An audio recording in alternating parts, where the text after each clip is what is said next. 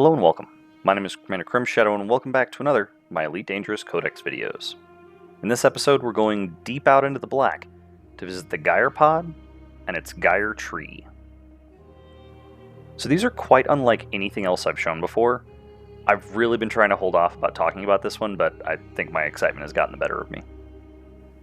Located out at the end of the outer arm vacuus, on either side of the border between Xibalba and Kepler's Crest, the Gyre Pod is one of the most remote and hard to get to locations.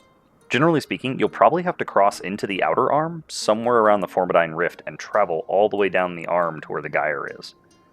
I recommend a high jump range ship, and some jump fuel boosts might make this trip a little less stressful.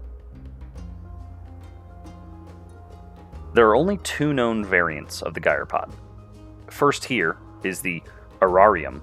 The Gyre Pod is a large-size biological. The pod has a base made up of what appear to be 8 connected arms. The arms are folded up into a cone-like shape that holds a rough, almost horned, egg-like object. Here we see the other known variant, the Roseum. I found no distinguishable differences in the appearance of the two variants. Both share the same rough-looking skin texture. I'd also like to point out the pearlescent effect on the Gyre's skin gives it a really wide range of hues, from purple to yellow to bluish-gray. When it comes to traits, both pods only have one, which is releases spores if approached. These are, however, not the friendly mollusk spores of the Reel and Umbrella. More like the Thargoid weaponry, these spores will apply a corrosive effect to your ship's hull, and will do so even with shields up. Luckily, similar to the octahedral pod corrosive effect, it does wear off without requiring the use of decontamination limpet or excessive heat. Finally, there was one bit of Tinfoil Hat Theory here that I couldn't help but point out. This shot from the back of the Gyre Pod certainly is suspiciously Thargoidly shaped. And given their shield-penetrating corrosive spores, I can't help but wonder if the Thargoids might have borrowed some genetic traits from these guys when developing their weaponry. Now, of course, I've got to talk about the trees.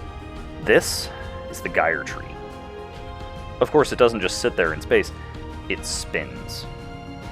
Of the two known tree variants, this is the Viride. The Gyre Tree is made up of a central node connecting to a dozen branching arms. Each arm then splits into 2 thinner branches that can each hold a single Gyre Pod. The other variant is the Aurarium.